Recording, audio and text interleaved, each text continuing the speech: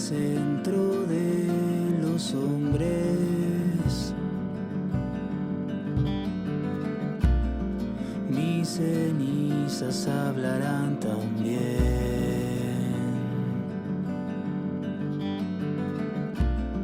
Mago preso del Importante, viento. si se quiere, en lo que es justamente armado, desarrollo, puesta en práctica y demás de todas aquellas actividades culturales, proyectos, la vida laboral misma de no solo artistas, sino gestores o gente que todo lo que es la cultura le resulta interesante. Así que si bien los chicos en cuarto o en sus inicios arrancan con el armado de saber armar un currículum, después un proyecto, todo lo que es el trabajo de producción, o sea, la idea es que el recorrido sea lo más amplio posible para un mejor acierto de lo que puede ser a futuro su vida profesional y laboral. ¿Sí? Esa es un poco la intencionalidad de las prácticas profesionalizantes. A los chicos, muchísimas gracias por participar, por estar presentes. La verdad que es una lástima encontrarnos con este límite de invitados, pero bueno, la vamos a hacer corta. Como vos ya más o menos sabés, ellos han armado cuestionarios con cada materia, con cada especialidad de las prácticas, un cuestionario con posibles preguntas que te querían volcar. Para nuestro asombro surgieron un montón, así que anoche hicimos un filtro, seleccionamos tal vez las que están más encausadas con lo que es justamente la gestión y la vida profesional en lo que es la gestión de proyectos culturales, porque bueno, si dejábamos todas, estábamos como hasta las 8 de la noche más o menos. Así que yo te voy a leer algunas de las preguntas, ¿sí?, que se han seleccionado en función a esta entrevista, y bueno, vos con tu total libertad, confianza y tu experiencia, transmitirle la respuesta a los chicos. Te cuento la primera pregunta. Es, ¿qué es lo que considerás clave a la hora de elegir una estrategia de ejecución de un proyecto de cultura? ¿Por dónde? Y a la hora de esta primera respuesta, una vez que buscas ejecutar un proyecto de cultura, ¿por dónde recomendás empezar a la hora de gestionar un proyecto una vez que se tiene la idea ya planteada? ¿Sí? Los chicos, te cuento que también han trabajado con tu hoja de vida, y que más o menos ya saben de tu recorrido. Yo creo que lo más importante siempre, o por lo menos lo que yo vi, es el tema del diagnóstico. Siempre tener en claro en qué lugar yo voy a llevar a cabo este proyecto. ¿Sí?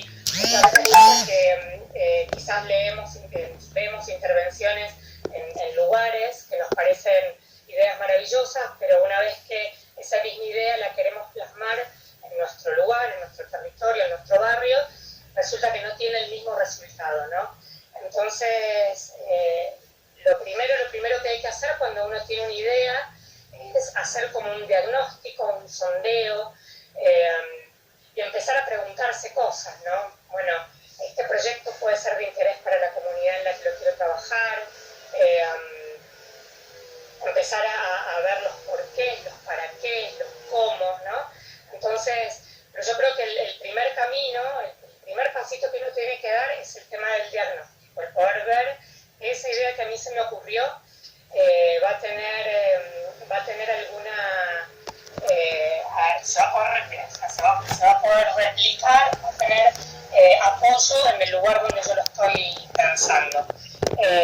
Fundamentalmente, depende mucho también de los proyectos, ¿no? Pero es como decir, por ejemplo, en San Rafael queremos hacer un torneo de surf, ¿no?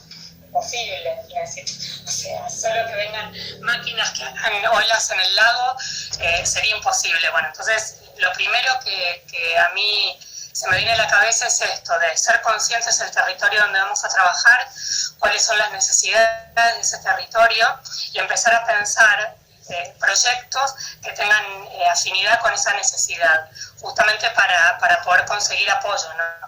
Apoyo de la comunidad donde se va a trabajar y después, bueno, todos los demás apoyos estatales para conseguir recursos de empresas y demás. Pero fundamentalmente el diagnóstico, el darse la posibilidad de hablar con el entorno y con el barrio y con el territorio donde se va a hacer ese proyecto. En Entonces, ¿consideras que a la hora de empezar lo primero es como un análisis del contexto y después salir a buscar también un apoyo a nivel gestión, ya sea política, institucional y demás? Sí, lo que pasa es que cuando nosotros tenemos, fundamentalmente en la gestión cultural, pasa muchas veces esto, ¿no? Que uno va viendo diferentes proyectos que se van dando en diferentes entornos, digamos, y la verdad que hay proyectos que son bellísimos, que uno dice, uy, qué lindo que sería poder aplicar esto en mi barrio, en mi departamento, y después te das cuenta a la hora de empezar a comentarlo, que la verdad que a la gente mucho no le interesa. Yo creo que lo primero que hay que hacer es ver que sea un proyecto que realmente tenga relevancia en la comunidad donde vos lo vas a trabajar. Eso como primera medida.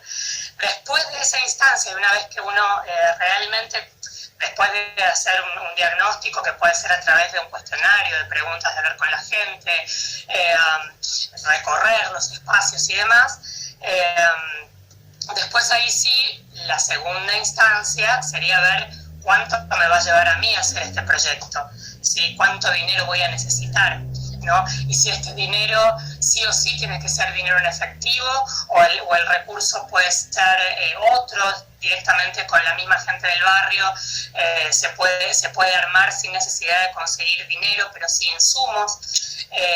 Entonces, una vez que uno ya sabe qué es lo que va a hacer, ¿no? Y cuál es la idea y que realmente va a tener apoyo del lugar donde se va a hacer ese proyecto, ver cuánto me va a salir, ¿no? Y a partir de ahí empezar la maravillosa peregrinación, conseguir los recursos. Conseguir los recursos para la gestión. Exactamente.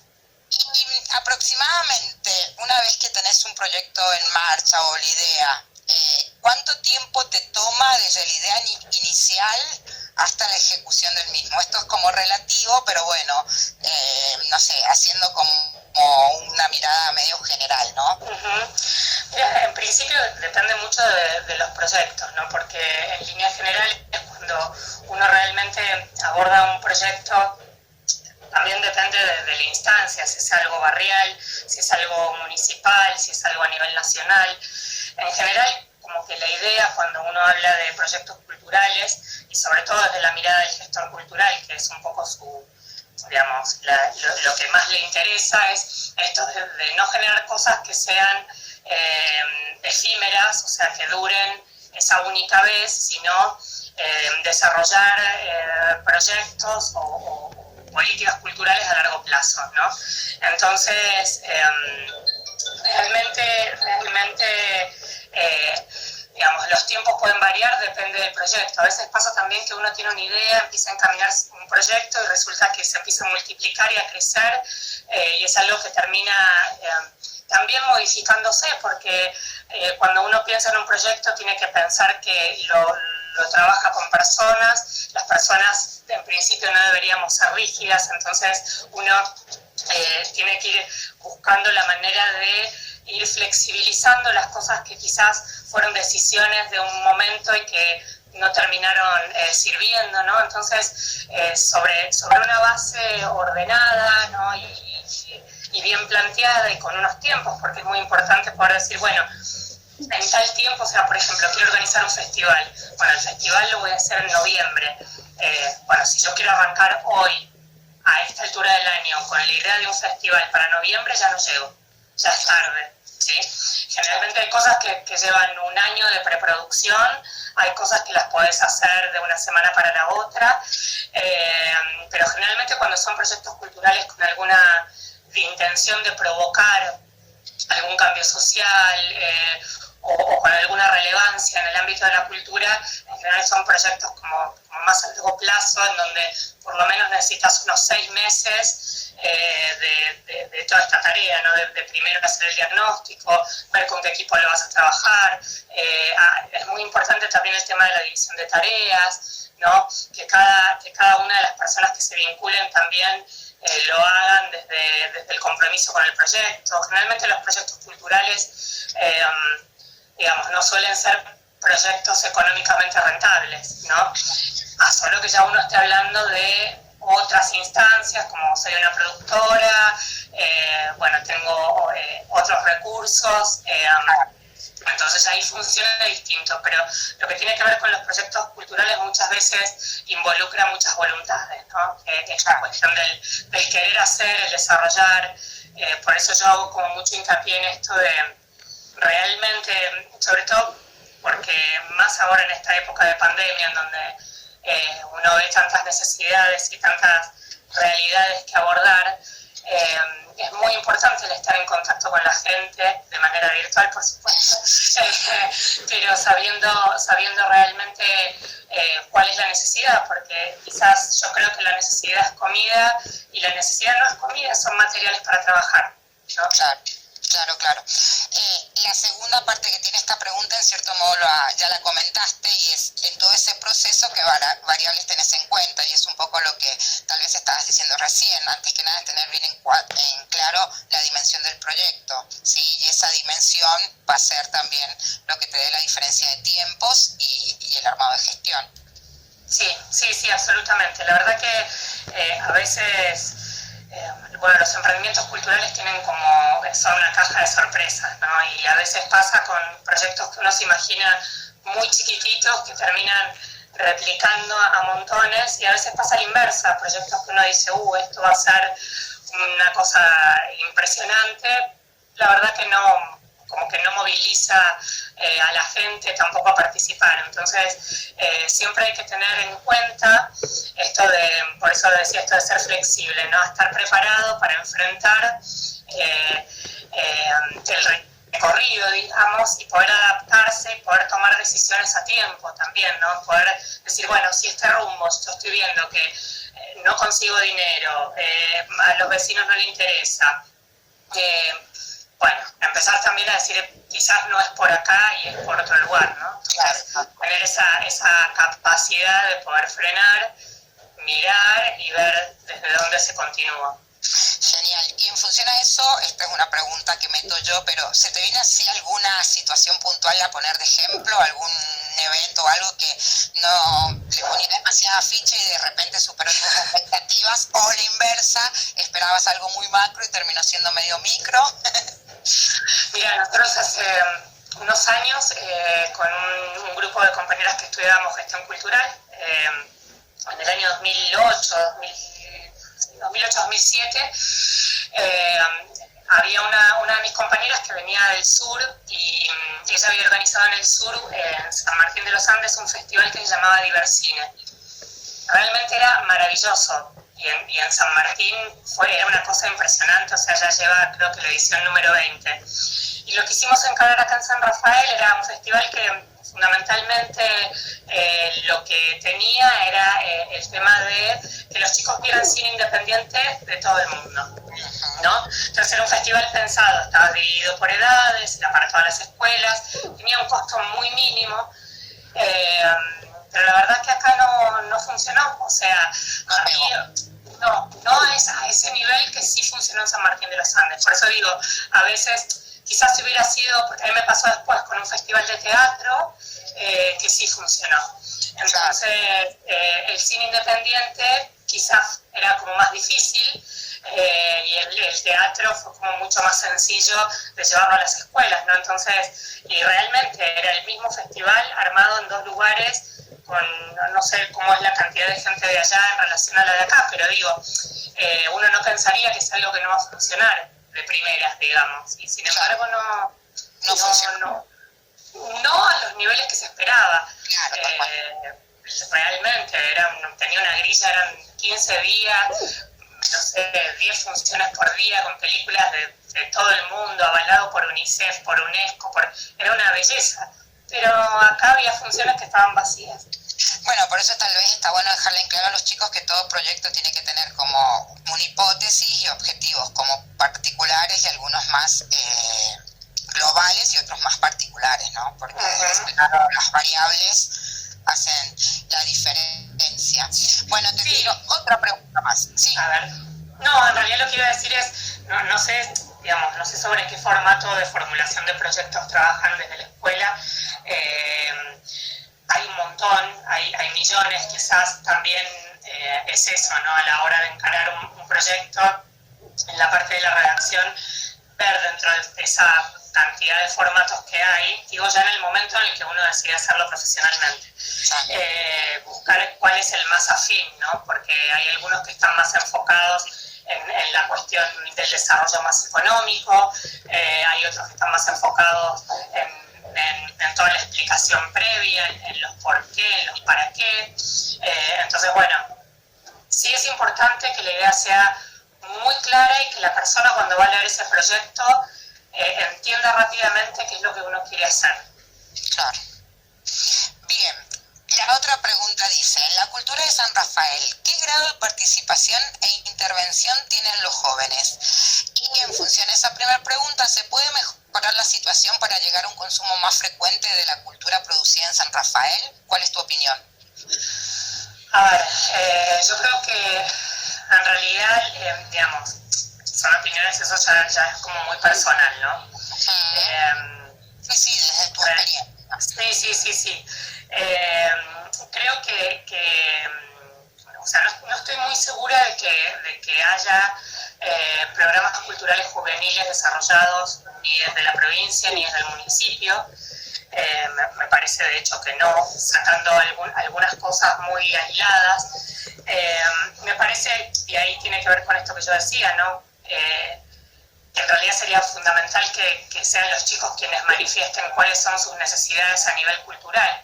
Digamos, más allá de que uno sabe que hay algunas actividades que funcionan, actividades al aire libre en determinadas épocas, o las veces que se organizaron las convenciones estas de historieta, las PowerCom y esas que generalmente funcionan y convocan muchos jóvenes, pero no sé si hay un trabajo serio hecho en San Rafael en donde justamente se aborden las necesidades de los chicos en el campo de la cultura.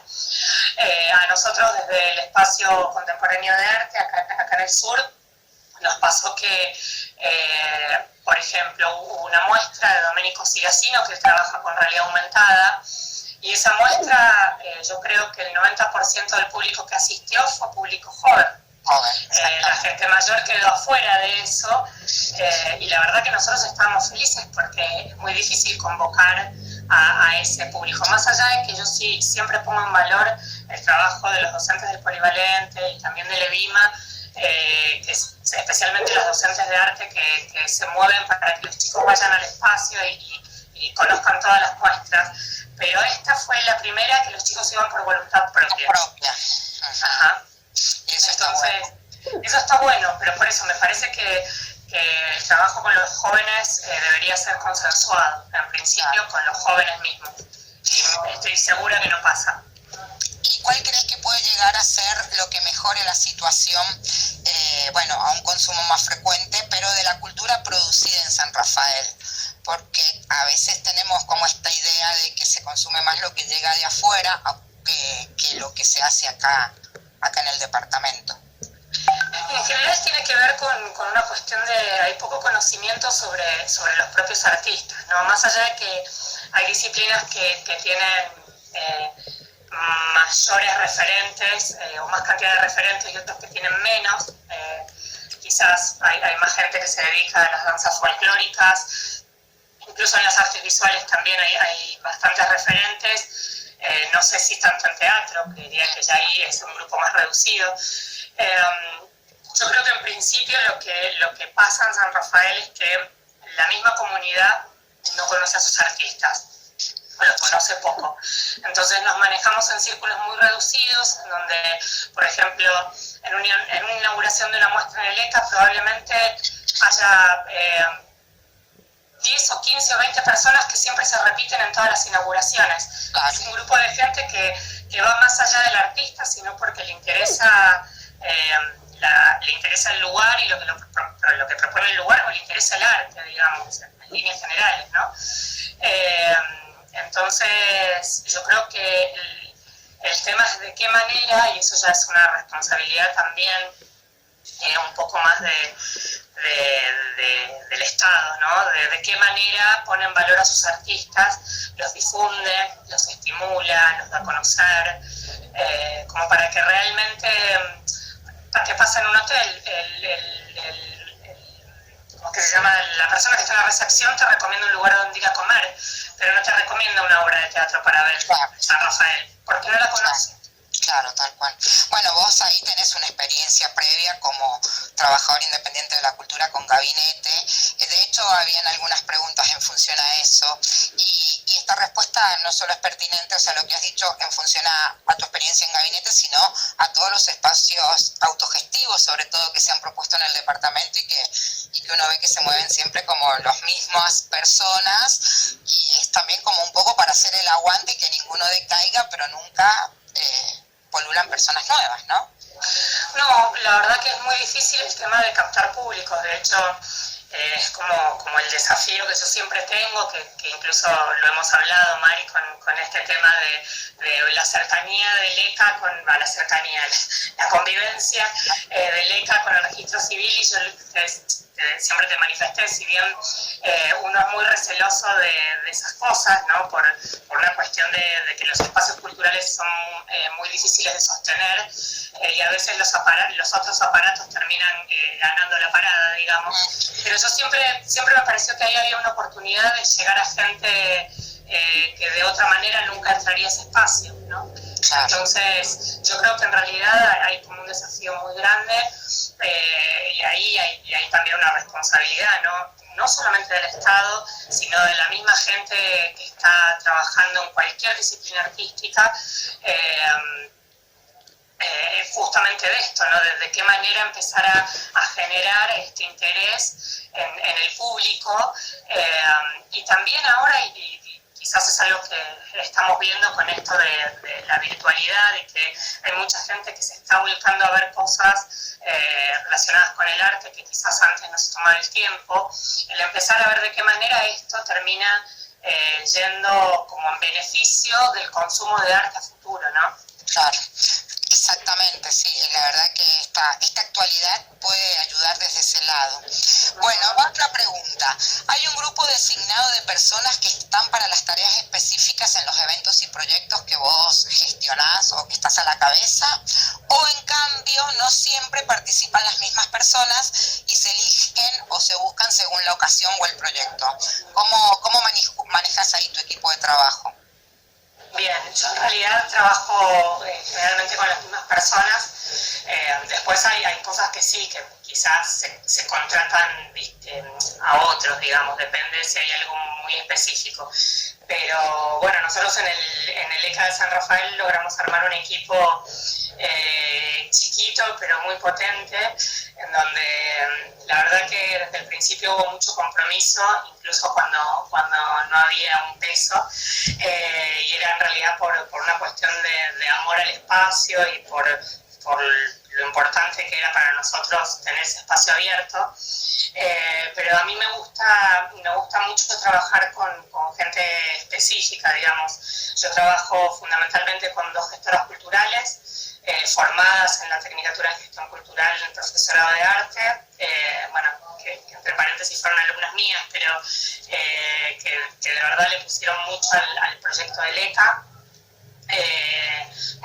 Trabajo con una curadora que nos abrió la cabeza en relación en realidad al propio lenguaje que estábamos mostrando en el espacio, que era una cuestión muy específica y que realmente era una herramienta con la que no contábamos, así que en eso María, la verdad que fue como muy importante. Después está Pablo Ibarra, que es la persona que es del espacio, digamos, que trabajaba en el espacio desde el día número 1, que es de planta, digamos, que él en realidad se convirtió en un excelente montajista. Así que entre todos armamos ahí un equipo bien interesante. La verdad que hay muchas cosas que uno a veces no las piensa, sobre todo por esto, ¿no? Que yo decía de las voluntades. En realidad terminás armando equipo por afinidad, ¿no? A mí me gusta involucrar gestores culturales porque es la carrera en la que me formé y es en una de las cosas que más creo en esta vida, ¿no? Entonces me gusta darle la posibilidad a los gestores culturales de que puedan trabajar de lo que estudiaron. Eso está buenísimo. Y que la profesión se vaya también como ponderando y ubicando, ¿no? En el espacio que le corresponde. Bueno, y como mujer, que es un tema como bastante actual, si se quiere, el espacio de la mujer, que por suerte en estos años va ganando como un buen territorio. ¿Pero tuviste algún obstáculo para llegar a donde estás, para desarrollar algún proyecto, alguna limitación laboral? No, a mí no me pasó, o sea, no hay nada que yo sienta en lo personal que haya tenido que ver con una cuestión de género. De verdad que no tengo nada puntual que me haga pensar en eso. Sí es cierto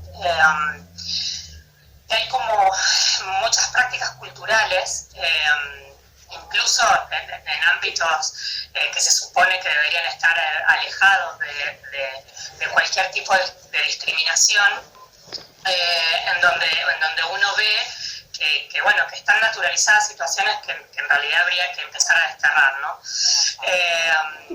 Y sobre todo también el tipo de cosas que se ponen en valor.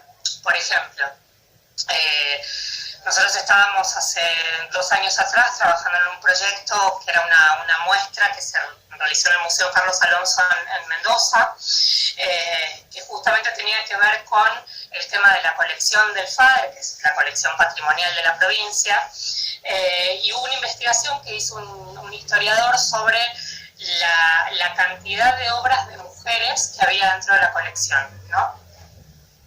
Y la verdad que esto fue muy fuerte porque en proporción, yo ahora no tengo los números, pero era como si dijera un 10% de obras de mujeres artistas contra un 90% de varones.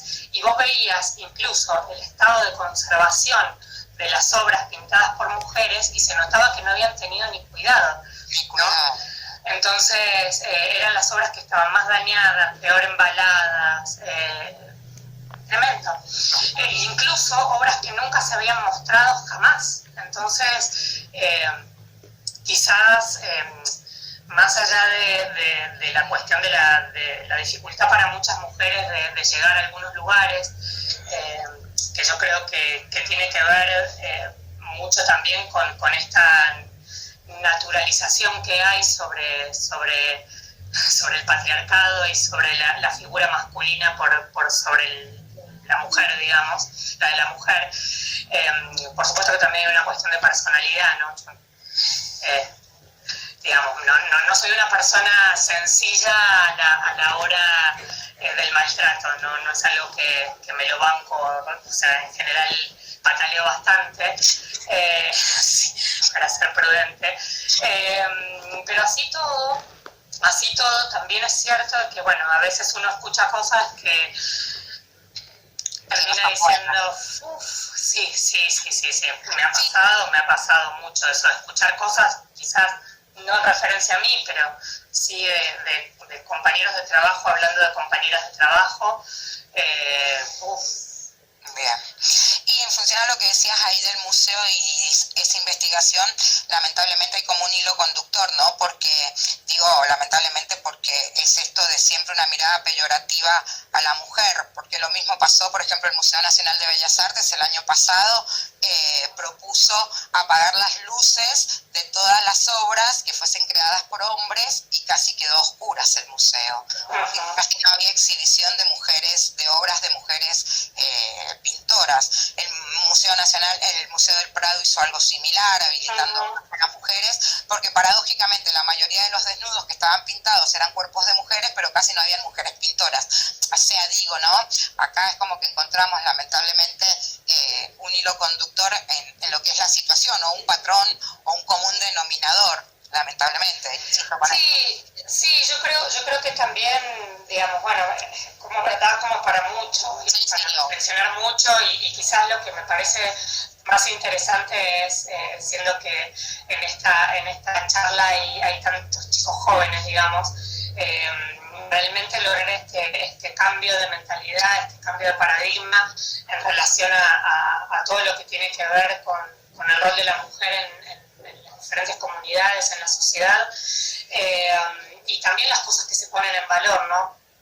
Yo ayer estaba leyendo unas cuestiones sobre patrimonio inmaterial, y ya solamente desde la raíz de la palabra, el tema del patrimonio tiene que ver con el patriarcado, ¿no?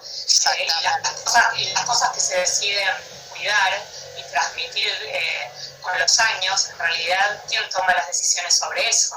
¿No? Entonces, muchas de las cosas que hoy consideramos patrimoniales probablemente hayan tenido que ver mucho más con una mirada masculina que con una mirada femenina. Sí, la palabra la patria justamente también viene de un derivado por eso digo, hay cuestiones que están naturalizadas que yo creo que, bueno, en el caso de las personas que ya pasamos los 40, estamos en ese ni, ¿no? En ese, todavía estamos acostumbrados a cosas, a la vez estamos tratando de modificarlas, especialmente las que somos madres de niñas, pero bueno, la verdad que los jóvenes tienen un gran camino en relación justamente a eso, ¿no? A romper esas estructuras. Sí, ahí la profe Mariela González, quería ver si ¿me escuchás, Mari? Quería ver de aportar algo. Los profes que estén conectados, que hayan podido estar conectados en esta reunión, súmense con gusto. Estoy, a ver, no sé qué es lo que querías preguntar, Mari.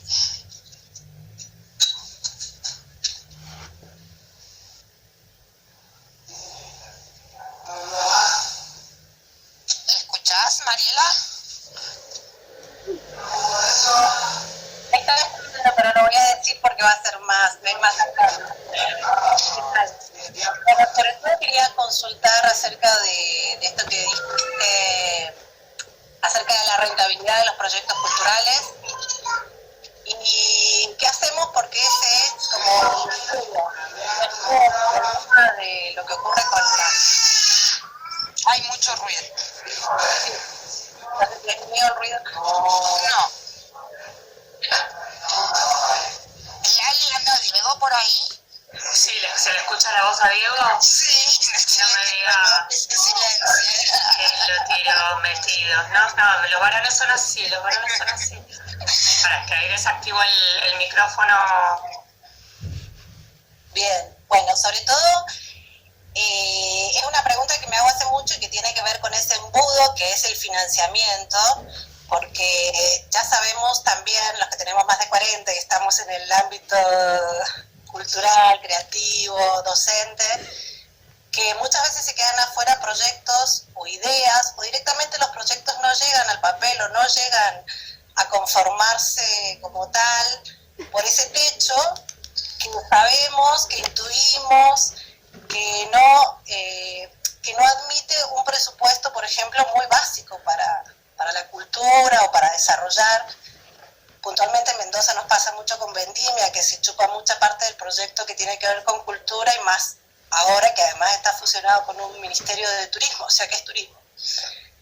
Entonces, ¿cómo podemos alentar a nuestros jóvenes creativos, alumnos, alumnas, para que realmente apuesten por el arte y la cultura, sabiendo aún que nos toca esa peregrinación de la que mencionaste, ¿no? A mí me cuesta mucho alentar en ese sentido, sabiendo y habiendo experimentado esa gran limitación. No quiero hablar más así. No, está bien. Bueno, a ver, si me dan un minuto voy a cerrar la puerta para que no se siga escuchando, que recién... Espérenme un segundo.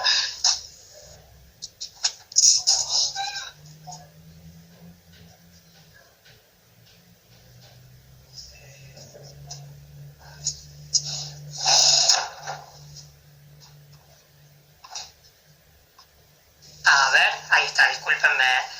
Lo que pasa es que todos estamos conectados, todos estamos trabajando y la verdad que a veces los espacios no son tan grandes tampoco. A ver, es como complejo ese tema porque de verdad que hay proyectos culturales que consiguen financiamiento muy rápido, digamos. Yo creo que por eso también es como muy importante esto que les decía al principio, el ver realmente si mi idea es una idea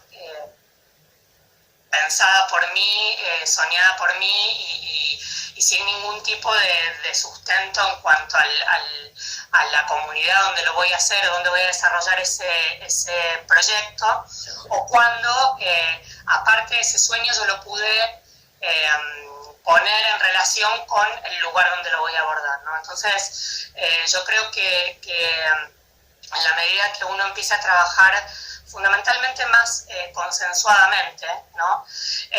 Va a ser más sencillo, porque siempre el tema de conseguir recursos es complejo, no solamente en el ámbito de la cultura, nosotros, porque bueno, el ámbito de la cultura lo que tiene es que es más informal, entonces a veces incluso es más difícil por eso, ¿no? Pero yo me acuerdo en una época cuando yo daba clases en el profesorado, y hablaba justamente del tema de los proyectos y el tema de conseguir recursos.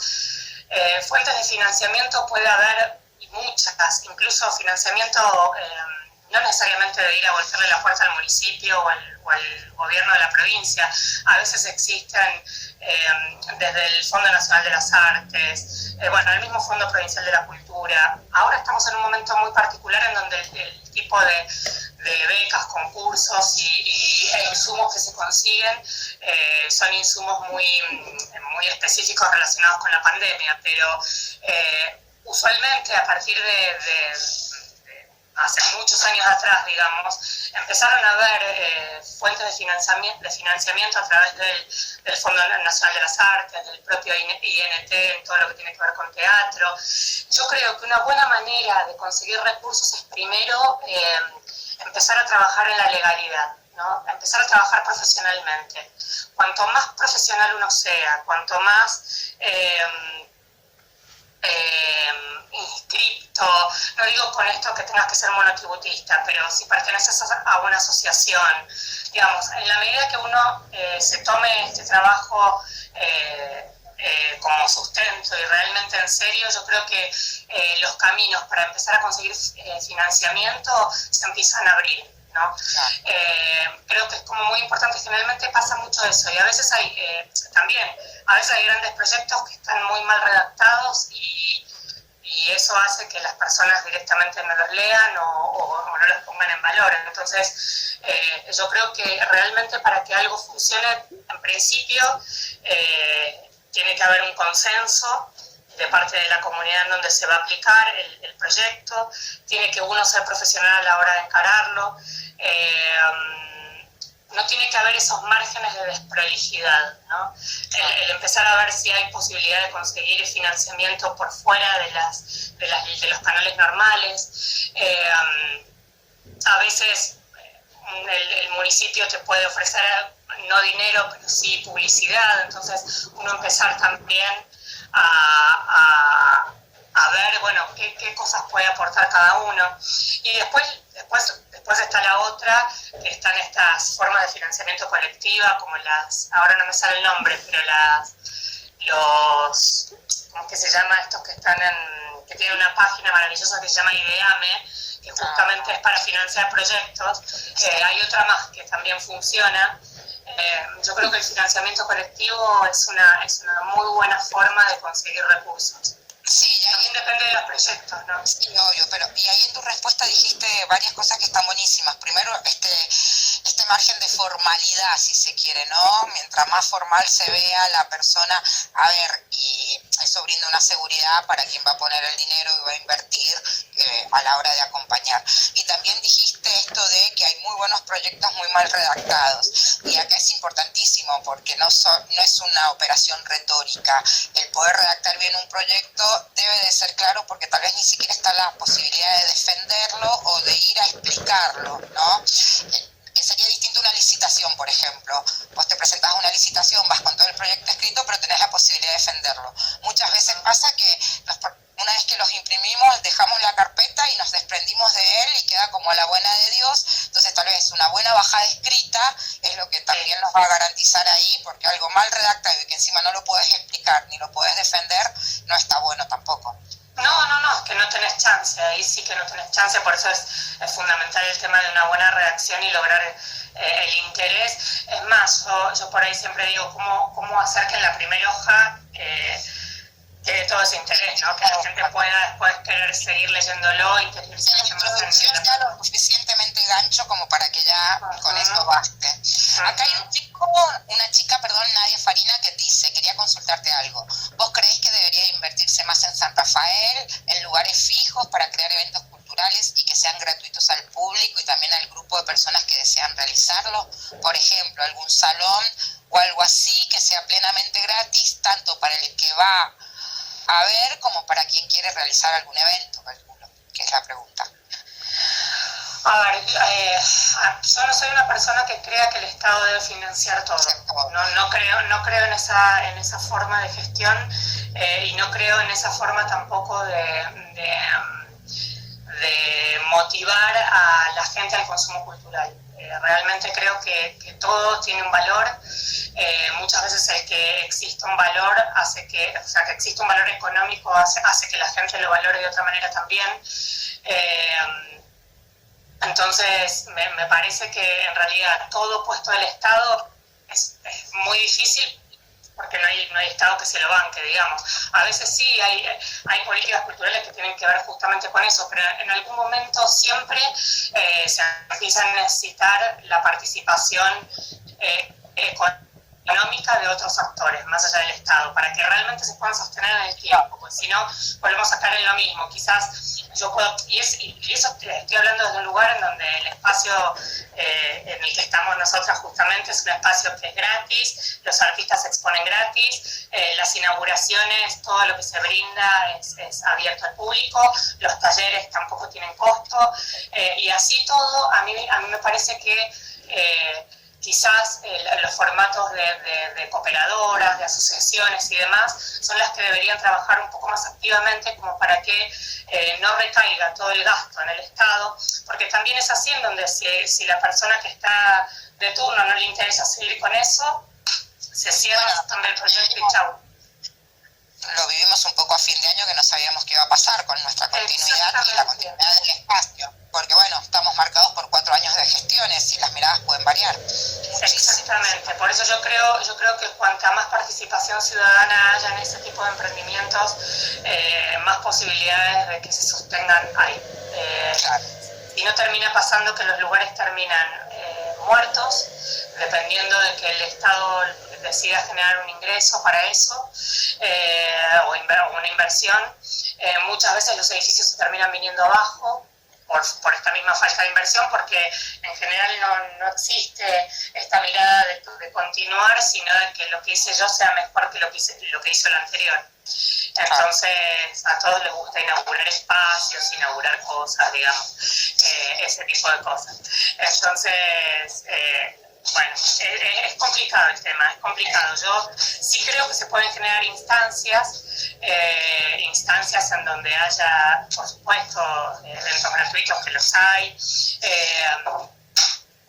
y esas cosas también son nutritivas, pero me parece que por ejemplo, para que un espacio cultural se sostenga en el tiempo realmente, debe haber otros fondos aparte de los del Estado. Bueno, y en función a este año tan particular, que todos hemos sido como sacudidos, ¿cómo lo viviste, cómo te adaptaste a esta época de pandemia y qué proyectos tenés para lo que queda del año, si es que se puede proyectar algo, ¿no? Bueno, el tema de la proyección es muy inherente al ser humano. Uno no puede vivir sin proyectar, digamos, ¿no? Si no, es como muy difícil. Sí. Pero, bueno, muy lista. Por esto. Ahí estaba leyendo que alguien puso se puede conseguir financiamiento de boletas de empresas. Justamente... Sí, por supuesto que existe. Bueno, perdón que te interrumpa, lo ha vivido mucho con la Expo Arte, más allá de los fondos que puede conseguir. La Expo Arte también siempre ha sabido conseguir auspicios y ayuda. Por eso digo que son esas cosas para mí, en definitiva, las que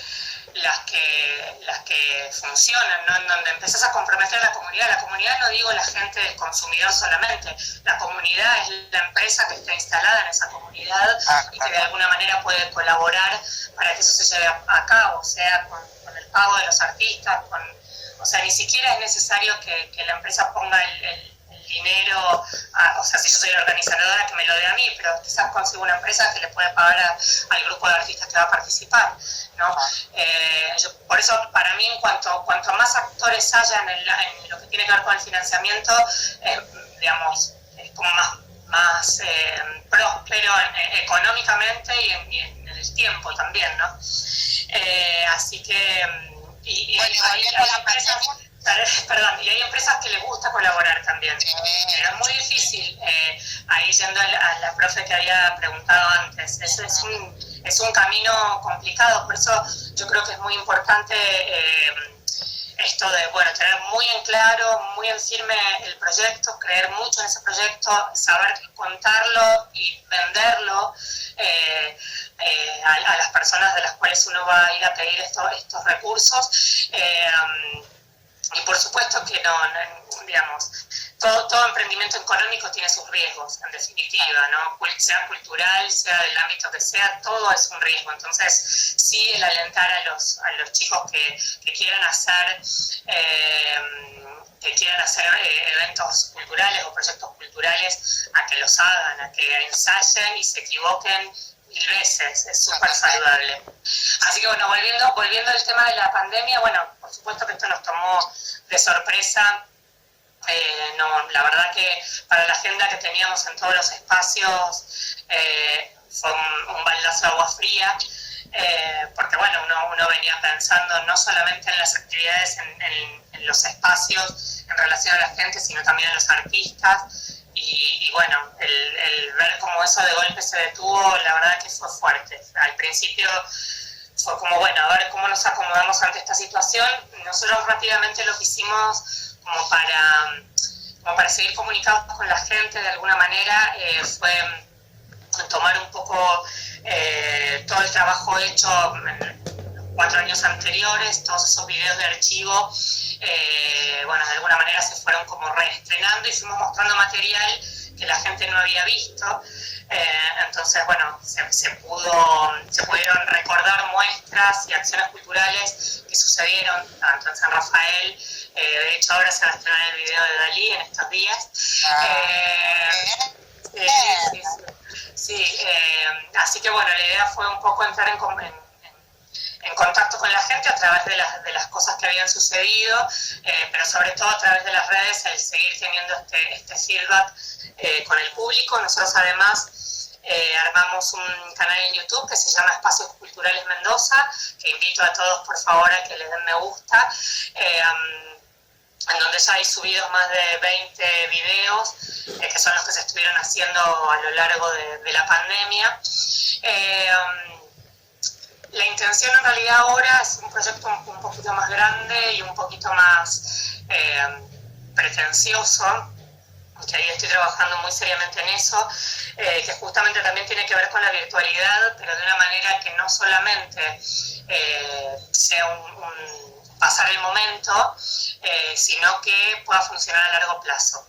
Entonces, esta nueva plataforma en la que estamos trabajando tiene como varios aspectos. Por un lado, por supuesto, muestras de arte virtuales, recorridos por los espacios. Bueno, de hecho, una de las últimas visitas guiadas es uno de los espacios que quedó con la muestra ahí armadita y bueno, a la espera de la gente, pero es algo que bueno, directamente decidimos armar esa visita para que se pueda ver mientras tanto. Pero fundamentalmente la potencialidad que tiene esta nueva plataforma es, por un lado, la venta de obras de artistas, que los artistas puedan vender sus obras, entrando en contacto directamente con la gente que visita la plataforma, o sea, no el Estado siendo intermediario, sino generando este puente, nada más. Sí, la verdad que es un desafío bien lindo.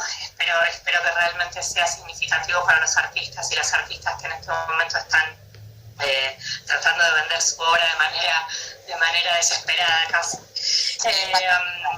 Está complicado el tema. Y por otro lado, que esta misma plataforma, una vez que los espacios estén abiertos, sea el lugar que va a albergar los recorridos, que va a albergar que se llama, los catálogos, información sobre los artistas y demás. Entonces que la gente con un código QR pueda meterse y estar por ejemplo, en el ECA, acá, y tener la voz del artista contándole su muestra y demás, teniendo en cuenta que las visitas guiadas con público no se van a poder hacer en lo inmediato y creo que en el mediano plazo tampoco. Entonces, bueno, es un proyecto muy grande que realmente... Estamos dando como una primicia, muy poca gente. Exactamente, no lo sabe casi nadie, no le he hablado con nadie. Eso, yo no se lo conté a nadie, así que queda entre nosotros, por favor. Pero la verdad que bueno, en realidad es un desafío, y esto que hablábamos antes, ante esta nueva realidad, no sabemos cuánto va a funcionar. Yo en este momento, y a partir de lo que veo como necesidad urgente de venta de obra por parte de los artistas, y por esta cuestión también de generar nuevos públicos, creo que es algo que va a poder funcionar. No es algo que a mí se me ocurre a mí, lo he hablado con muchos artistas, ¿no? Y que realmente pudieron manifestar su opinión respecto de esta idea. Pero bueno, vamos a ver, por lo pronto tiene que ver con eso. Sí. Bueno, mira, ahí Rodrigo Farías, que también es profe y coordinador de la escuela, dice, sí, se puede pensar en San Rafael como polo de industria cultural. ¿Qué pensás al respecto? No, me quedé pensando lo que hablaste también de Dalí, que bueno, más que industria, por lo menos San Rafael venía siendo los últimos 2 años ahí como un referente en manifestaciones culturales, exposiciones, Dalí, Goya, historietas, o sea, hubieron unos sucesos que estuvieron buenos. La articulación de historietas, yo no sé si el sur de la provincia logró dimensionar lo bueno de esa experiencia, porque mientras en el centro de congresos, en el LEC, el Malar o en Alvear, de manera simultánea todas tenían ahí como una muestra, así que yo creo, y sé que esto lo compartimos, que sabíamos que en los últimos 2 años San Rafael venía como marcando ahí un polo a nivel cultural, pero a nivel industria cultural, ¿qué pensás? Yo creo que San Rafael tiene todas las condiciones para eso, ¿no? De verdad. Lo que pasa es que hay que trabajar como en una previa grande, que tiene que ver con, especialmente con la educación y con la formación. Especialmente con eso, con grupos profesionales de gente que empiecen a trabajar seriamente en ese desarrollo, ¿no? Y sobre todo para que tenga una continuidad, porque bueno, acá se dieron experiencias, ahora no me puedo acordar muy bien, pero el festival de cine que se hacía acá en San Rafael realmente funcionaba muy bien, muy bien, tuvo muy buenos resultados, ¿no? Entonces vos ves que hay cosas que a la gente le llaman la atención. Bueno, cuando fue el verano de emociones, impresionante la cantidad de gente también. Es cierto que muchas actividades son gratuitas, pero bueno, eso genera en todo un entorno con el tema de los food trucks y bueno, ¿no? Entonces hay un consumo por otro lado.